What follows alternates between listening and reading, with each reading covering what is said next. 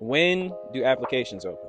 So we're going to send out a survey to staff from last year to see who wants to come back and do what on November 1st. We're going to open up applications to all new staff members on November 15th. How old do you need to be on staff? So we'll hire you at 17. That's the youngest age you can look after kids, but we're really looking for people who are 18, who have been through our CIT, and that maybe have a little bit of childcare experience already.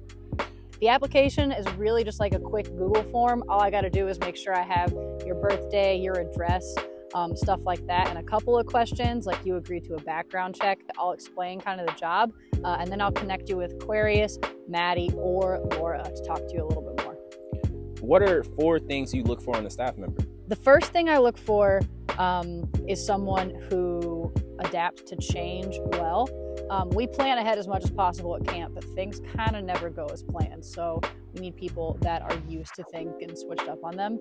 We also look for people that like kids and like hanging out with kids and aren't afraid to be silly. We're looking for people that are hard workers, which I know every job says that, but like sometimes people think that being a camp counselor is super easy because you just get to play games all day, but hanging out with kids is not easy.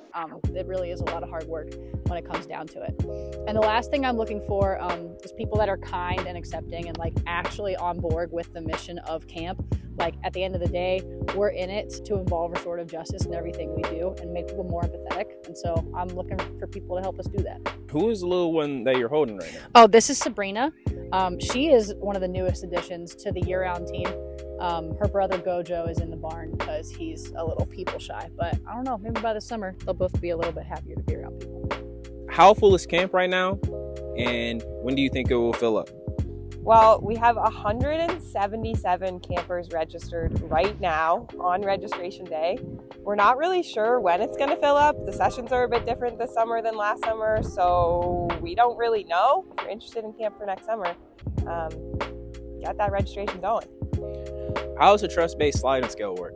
So the trust-based sliding scale allows us to have any families come to camp. So we've never turned away a family for financial reasons. We trust you to pay what works best for your family. We trust you to be honest with us. We trust you to be generous with us. And so each family can pay what makes sense for them. Sometimes that means more than the asking price. Sometimes that means less.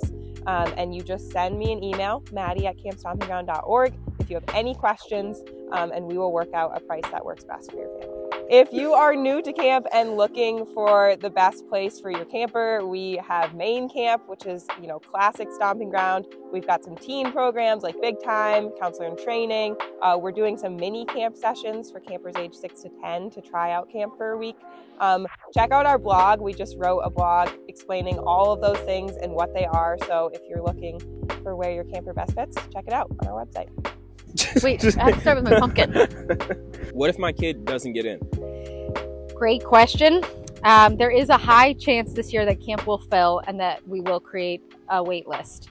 And I'm already starting to talk with an architect and some of my board members and some of the kind of people who've supported camp along the way to think about what it would look like to build more capacity in our program. Maybe we are looking at building one more village. That was a part of our original plan, and that would increase capacity by about 40 campers. Could we do it by next summer? We can certainly try. I think in order to build that one more village, we would also need to support the infrastructure with another bathhouse as well. And any of y'all's kids who've ever slept in the Cedar Village will know we've been talking about building a bathhouse for a few years now down there, and this would be an awesome opportunity for us to invest in that part of our property.